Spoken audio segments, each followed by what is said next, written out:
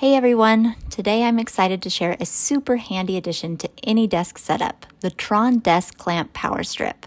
I'll drop a link in the description if you want to check it out.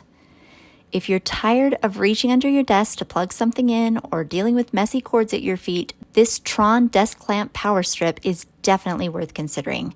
Trond sent this to me to check out, and I was so excited because my desk was a cord disaster.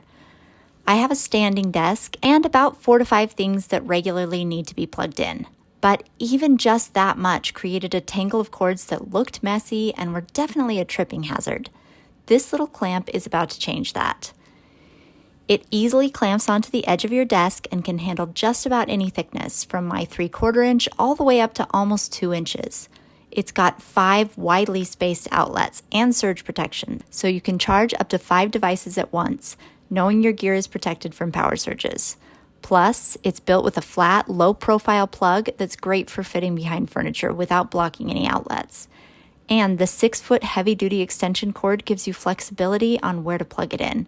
I love that it works when my desk is in down or in standing position. Setup couldn't have been easier. Just attach the clamp, twist the bottom knob, and you're done.